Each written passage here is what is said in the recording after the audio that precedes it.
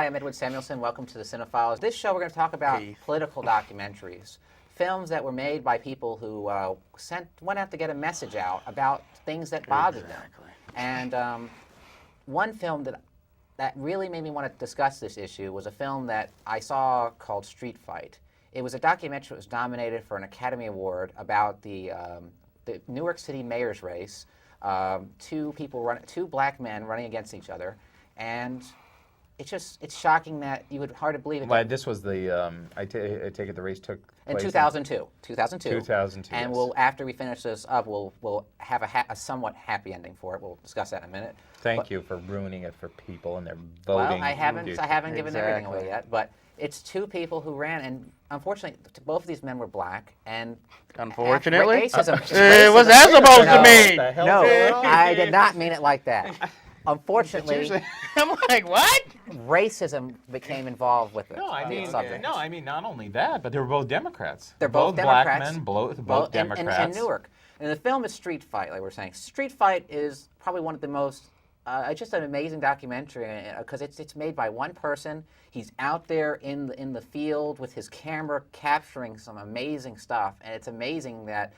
So what you're saying is it's amazing. It's just I can't. I'm sorry. It's just I'm speechless because it's a really amazing film. I want you to start because I turned you guys onto this film. Tell me what your impressions. I will take this away from you here. It's interesting because it's the incumbent Sharp James, who I believe was the mayor for 20 years. Yeah, I was going to say almost 22 years, but he was in it for a long time, and Sharp James was one of the 5 major power brokers within New Jersey politics. If you were going to be governor of New Jersey, you have to work with one of these, or all 5 of these power brokers, and Sharp James was one of them. This guy was as entrenched in a political system within a city that you can get. And I think Sharp James ended up doing some really nice things for Newark, but Newark also had rampant poverty. It also had a terrible terrible crime rate. Terrible crime rate. Newark was the car theft capital of the world. Of course, and that's why Nick Gomez made New Jersey Drive. And also, one of the biggest problems, drugs. Unbelievably bad in Newark. But it also did a lot of downtown renovation. It also has Rutgers University, so it does have some hope to it. But this race came into fruition. Cory Booker had an opportunity to work for a New York City law firm when he graduated from Stanford. He also played football for Stanford University, which is and so this guy was not a lightweight. He decides to run for mayor. I believe he actually went and was a part of the city council. Yeah, he was a councilman. He's a councilman, and he decided to run for mayor, going against a political machine, if there ever was one, with Sharp James. And let me tell you, this is an amazing documentary to show that the odds that this guy Cory Booker faced against Sharp James, and the lies that were perpetrated against Cory Booker, who seemed to be an honest guy doing an honest job. Where he had the choice of living in a nice apartment building somewhere. And he chose to live in the slums. He lived in the projects, and I mean that. And the tactic Sharp James used to discredit him and just take down his political poster and anybody who supported him. And this is stuff I want to mention that was captured on film and audio tape. Stuff, if you told me that this man said this, I would not believe it. Well, sure. It called him a white boy. He called him a Jew. He's not a white boy, a Jew, and he wasn't black a Republican. And he wasn't black enough, which was another one. Well, usually if you call white boy, you're also going to be called not black enough. I mean, those are things that he said, and he said he was a tool of the Jewish people.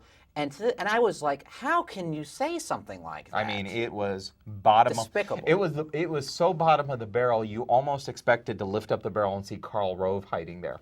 I agree with you on that, and I cannot believe. I mean, that's why it was called Street Fight.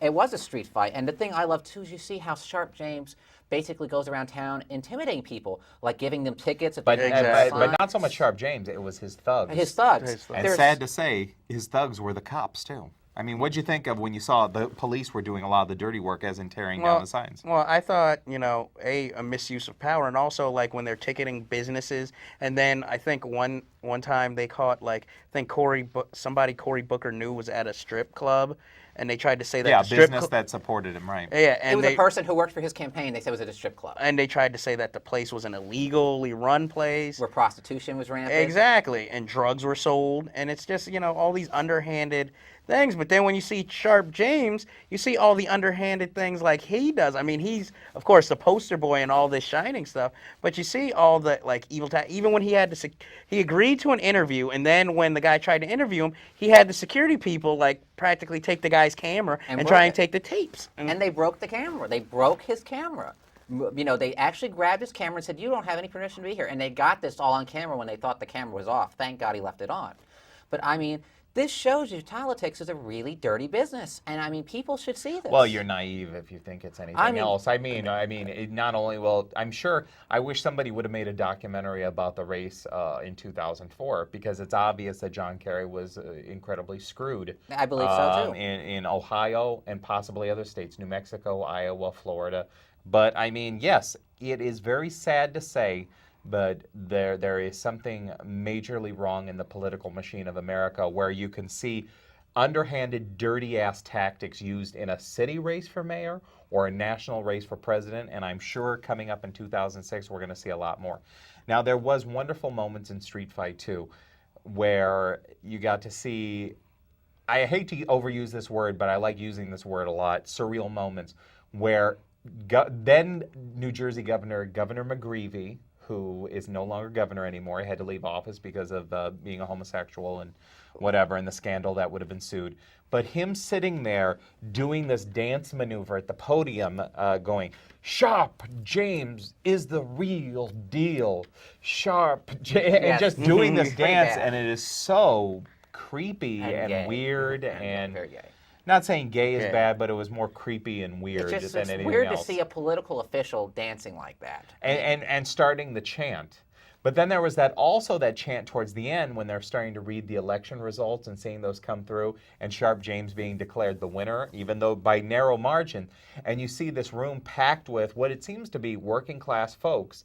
And you see this really big fat black guy, he looks like he's laying on a table or like leaning on something, and everybody is saying, everybody's chanting Sharp James is the real deal, and this fat black guy keeps yelling, "Forever!" Like every time they say that. Remember that? Mm-hmm. "Forever! Sharp James is the real deal. Forever!" What upsets me too in this movie is that you have people like Jesse Jackson endorsing this guy. And I mean, there's all this evidence. It's like they didn't do any research. The only person I believe that Al Sharpton? Al Sharpton was another one who was just a blowhard, just wormed his way in there to get publicity. I actually like Al Sharpton a lot. I just kind of wish. I think that if Al Sharpton and Jesse Jackson were to see Street Fight, which I'm sure they might have, I'm wondering what their reaction would be if they would say, well, I can't condone Sharp James's action on this, or if they would have say, I can imagine Al Sharpton would say something like, well, that's just politics. But I'm wondering if Jesse Jackson would just circumnavigate the whole discussion and turn it the way, I don't know.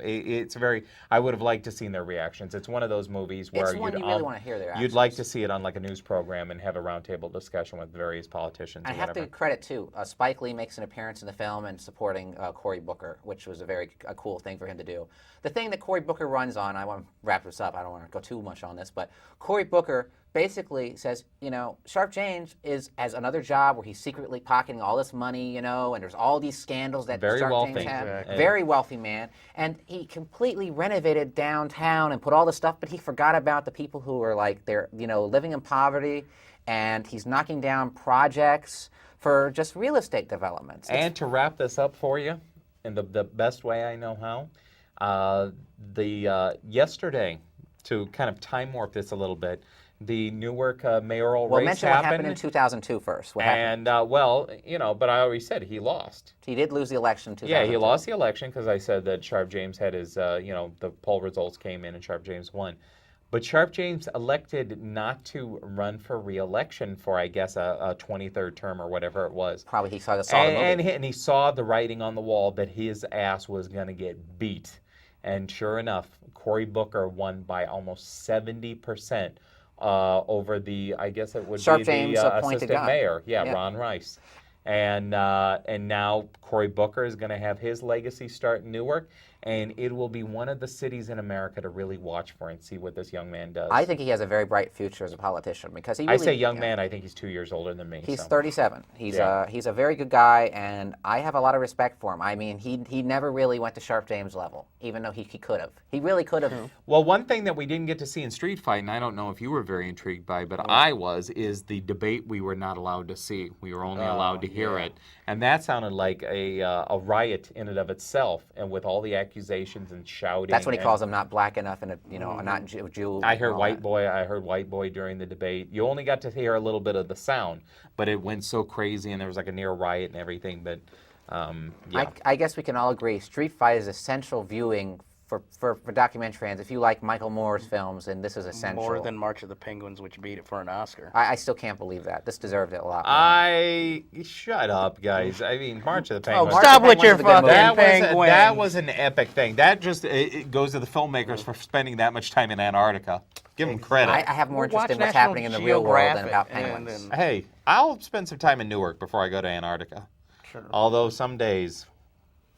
Wow. Well, what did you think, Jeff? Do you have anything you would like to conclude with on Street Fight? No, I agree that it was great. One of the scenes that stood out in my mind was when Sharp James says that he has all the people behind him and he has these volunteers, and when the guy gets on the bus and he finds out that they're all paid to be there. And they're not. And another thing too is that they're not even from New Jersey; they're from Pennsylvania. Yeah, they all got bussed in. Yeah, and that was illegal. I believe, bust in volunteers. Very, very, very good movie. Bust in paid volunteers. That's brilliant. Well, let's get to another movie, another political movie, and let me tell you, it's something that's actually going on in the headlines right now because the trial is going on.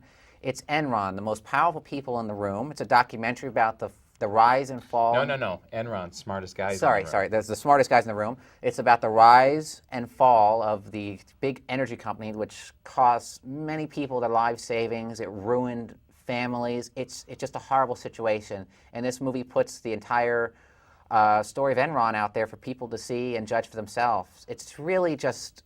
It's a movie. It really got to me. I did not know greed could be that. It just reminds me of Michael Douglas's speech in Wall Street. Greed is good because that's all these people are. It's very dragnet in the sense that just the facts, man. And you have all the facts, and it's a film where you get to see the corporate raiders, as it were, like Kenneth Lay and Jeff Skilling and Andrew Fastow, hang themselves on camera, pretty much. Especially Jeff Skilling, who lampoons his greed within the company for those little corporate films. Yeah, those little corporate videos they made for their employees, telling them to invest their life savings in Enron stock. It's not so much investing the life savings, but it's the idea of having your 401k drained like a Florida swamp. Yeah, it's basically just throwing money in a pit. It was just, Jeff. Now, what did you think going into this Enron film? Did you know about Enron? I knew very little about Enron, but going through this, you find out almost everything about Enron, and it wasn't shocking to me because I've always had a kind of skewed vision of business as a whole, especially when it's something that they're asking all their employees to invest in. And then when everything goes down, they're still off the hook with plenty of money, whereas all these people, are unemployed and they don't have any money or futures. And, they seem to just laugh it off. And they're also, and it shows the ties that all the politicians also have to this company. So it's like, can they really, in other words, could there really be a fair trial where they always just get off? Yeah, that's a good point, because when I saw this movie, I was pissed. I was really angry. I wanted to scream because you see the Bush family is friends with the Lays and everybody, and it's all Kenny boy, washing their hands, and they just do whatever they need. They need anything, they got it. Wait, what's that about washing the hands? What's the word? They clean their hands and they're free of it. They got all this. They got all their money. They got to keep it. They're trying to burn everything. Well, according to recent transcriptions from the trial, that Kenny Boy doesn't have really a whole lot of money anymore, but he still has, I think, 2 homes. He has that. Or he may only have 1 home, but the government's pretty much seized a lot of his stuff, and I don't really see it as, I don't know if the prosecution's doing its job completely, but I don't really see any of these guys. I think the big three, Kenny Lay, Jeff Skilling, and Andrew Fastow, are Weekend definitely, prisons, I think. Yeah, but they're not going to go to Supermax. They're not going to be next to Kaczynski and Musawi. That's what I mean. They're going to be in weekend prisons. They're going, country club. They're going to country club prisons. They're going to be rooming next to, Dennis Kozlowski and Michael Milken, I'm sure. So You know what's just upsetting too is that a lot of things I didn't even realize this. You remember the years ago the California blackouts? Where you heard about this all over the news, but you never really heard what happened, why it happened. I didn't know. You did, but it was like a year later, a year or two later, that the energy markets from with Enron were responsible for manipulating the power grid. I didn't know that. California. Did you know that? No, I didn't. The thing that got me is there's a clip of audio in there where you hear these two, pardon my French, assholes. Scumbags. Yeah, they're just horrible. Talking about, Scumbags. turn off the power again. We'll raise up the money some more, and then we can turn it back on. They'll call us begging for and they made a few $100 million just for the power being off a couple of Grandma minutes. Millie doesn't need her air conditioning or something along those lines. And this is one reason that Arnold Schwarzenegger was able to go in there and take the governorship away from Gray Davis, because Gray Davis was the one who was blamed for these problems. Exactly. And it's just a shock that this stuff can happen. And there's another thing I want to mention too. The people that Enron would absorb these companies, and they would buy, these people would, they'd take get company stock, their insurance, and they had no option to say, we don't want Enron. They basically, their life savings, their 401ks were frozen. So they couldn't sell it, even though Kenneth Lay and everybody else could sell theirs. Wait, what do you think about this, though? I think this is interesting in sort of a vomitorium sort of way. Please, go ahead. Don't you think it's sort of interesting that Gray Davis was scapegoated for a problem that essentially was not his when Daniel Issa went ahead and brought, the recall and everything up to Gray Davis, which was essentially Enron's fault for the blackout. Schwarzenegger got in. But turn it on the other side, and George Bush was not blamed for Enron at all. Major stockholder. Yeah, major stockholder for Enron.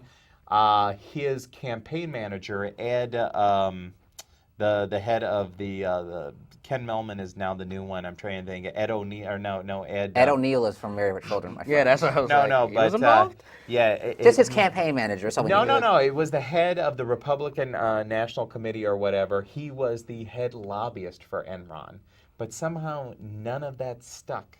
To And Bush. Cheney was one of the big. That's another thing. Cheney's had this problem before with Halliburton. Exactly. I don't know how this stuff keeps happening, people.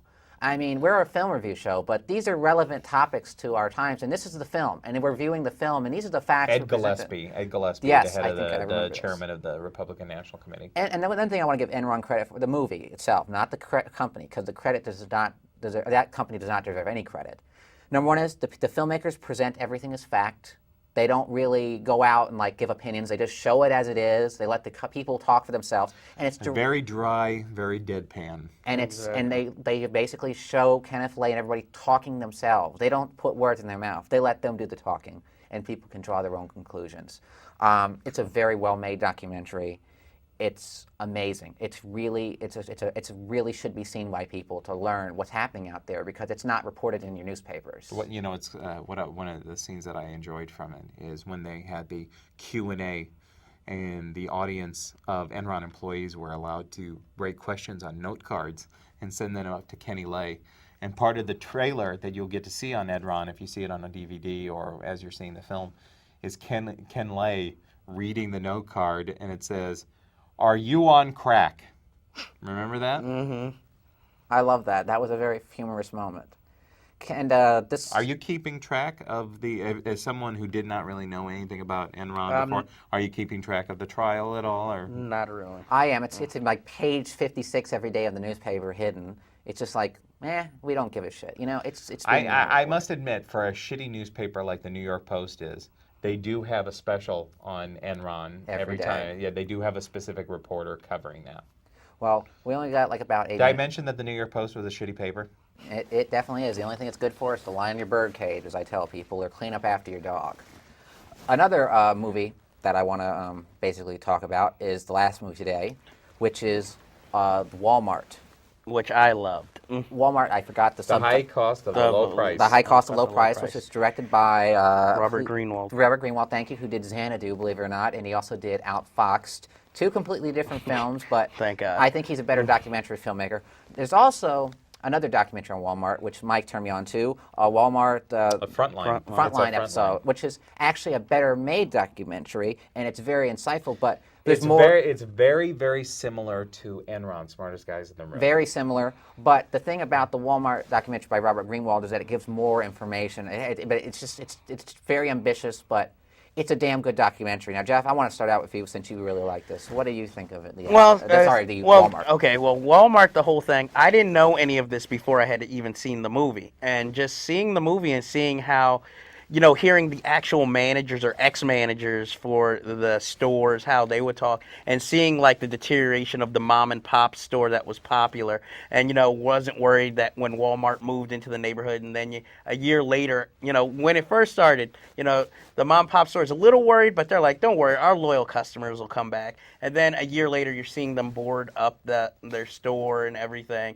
and talking about what they're going to do now with the rest of their lives and how it's uncertain. And then you see, the managers of the store talking about how they make sure people don't even get overtime, even if they've worked overtime. And they insist that they go on federal assistance to pay for their bills. Exactly. No, they pay for their health care. The healthcare WIC. Yeah, and then, of course, how they also know that most of the employees are going to spend most of the paychecks that they're giving back in the store by giving them maybe a pittance of a discount. But, most of the money is coming back because Walmart sells everything that these people need. And how they're not allowed, and like for instance, they're not allowed to eat in the cafe because they look too depressed. And it's a 1984. Basically, they work for Walmart, they buy from Walmart, so basically they work as slaves. I was gonna say the only Exactly. thing that's missing is the colorless gray jumpsuits that Walmart should be commissioning the employees to wear. Oh, I agree with you 100% on this. and when they tried to even start a union, how everything just came down on these two guys, and people were even afraid to even ask about it because they would say, oh well, it's because of the unions, you're not getting pay raise. Can you imagine being afraid to vote on a job, a union at Walmart and losing your job at Walmart? That really is a horrible thing. And let me tell you, in Canada, they actually voted for a union, and they decided to close the store because they didn't want a union. That's a pretty shocking thing. And also, the thing I was most interested in is stuff I had no idea about. Actually, it's better discussed in the Frontline documentary that you recommended to me. Yeah, Frontline, is Walmart good for America? You must see it.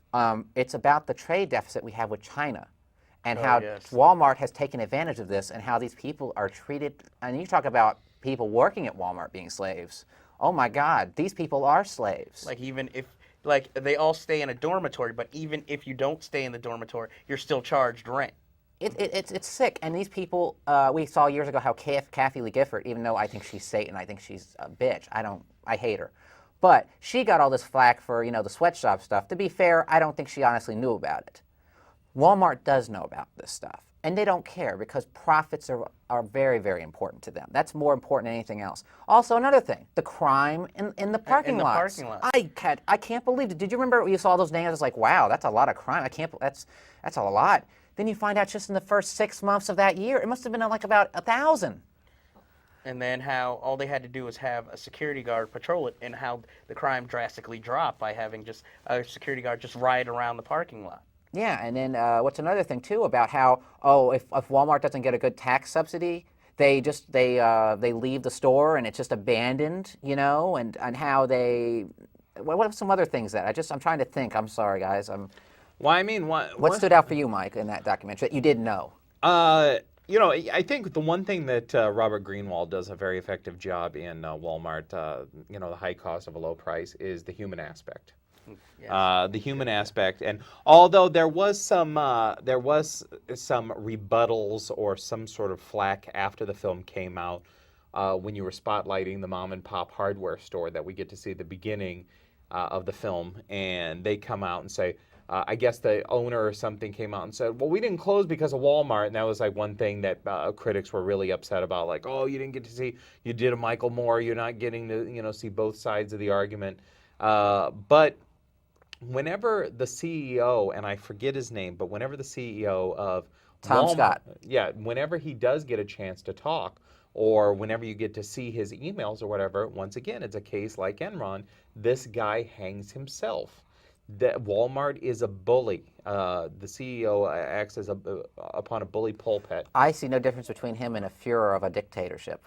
I really don't. Well, and it also goes to the Wal-t family. I mean, it all starts with the Wal-t family, this evil empire. And remember, Walmart is such a powerful corporation that no matter what major city you're in, you can get a direct flight now to that little piece of crap town in Arkansas, Bentonville, Arkansas. You can get a direct flight there now, and it's a shot. Let me tell you something.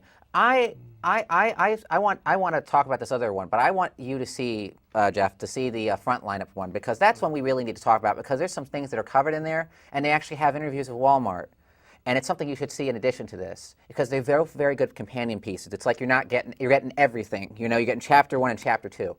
I was shocked. It's like, well, you're not going to lower your prices for us? Then we're not going to carry your products anymore. And then the whole company goes out of business. Rubbermaid was one. And then another thing, which was covered, I believe, in the front line, is that, did you know there's actually only one television manufacturer left in America? And Walmart was trying to get it shut down so it could get all its stuff made in China, the stuff from China and all these other countries?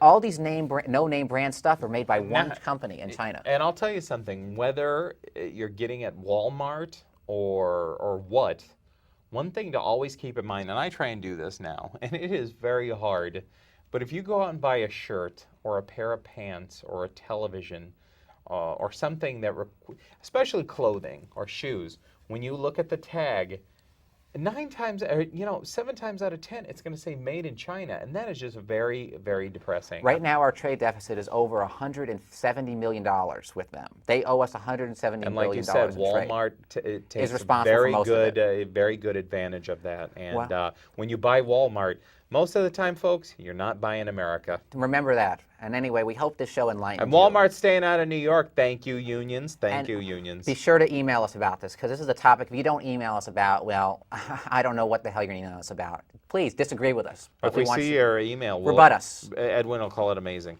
Yeah, rebut us. We want to hear why you don't think Walmart is bad. Again, till next week, thank you. I think we're asking for smart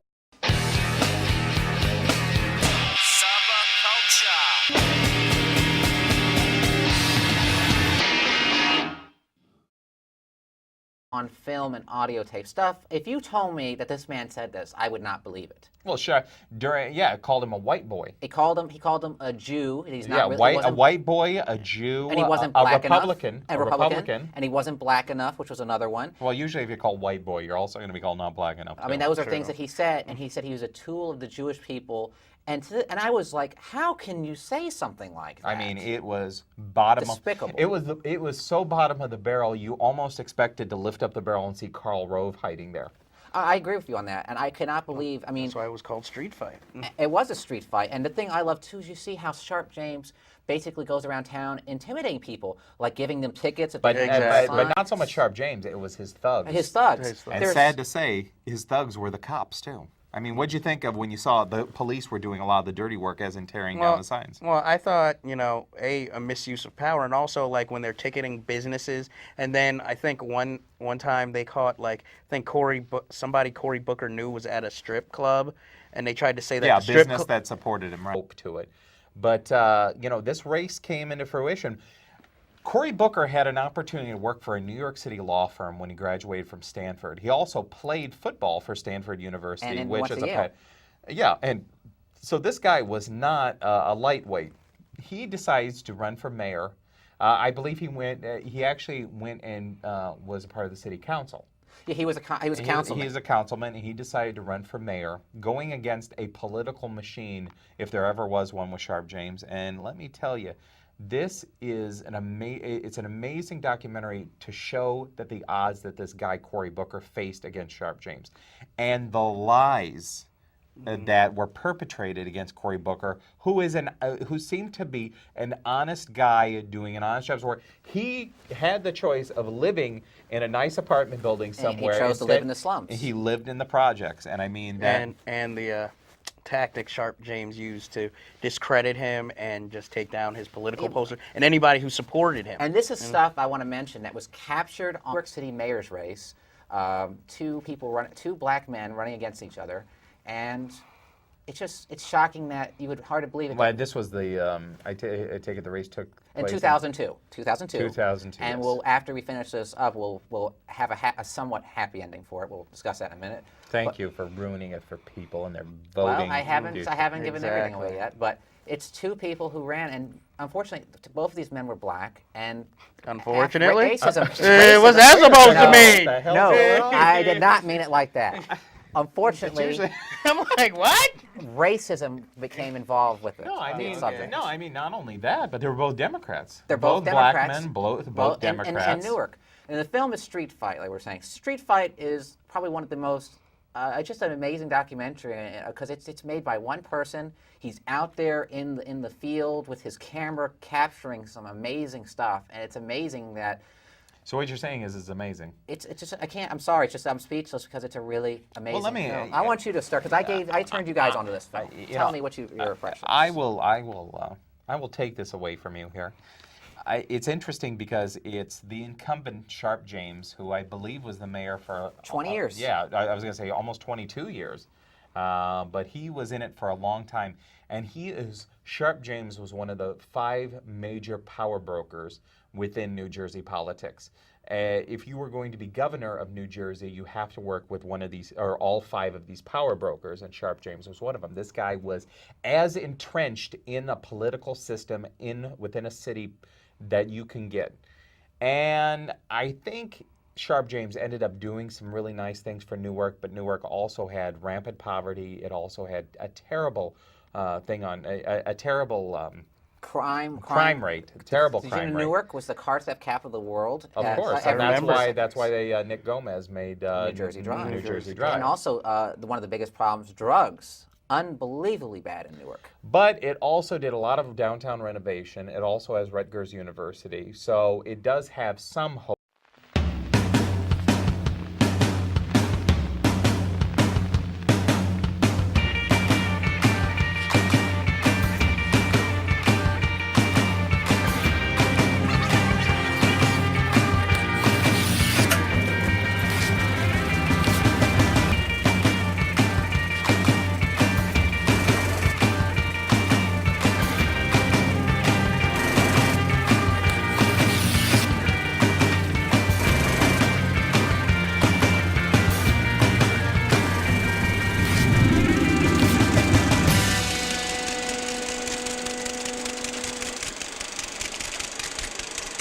Hi, I'm Edward Samuelson. Welcome to the CineFiles. This show we're going to talk about Hey. political documentaries, films that were made by people who went out to get a message out about things that bothered them. And one film that really made me want to discuss this issue was a film that I saw called Streetfight. It was a documentary that was nominated for an Academy Award about the New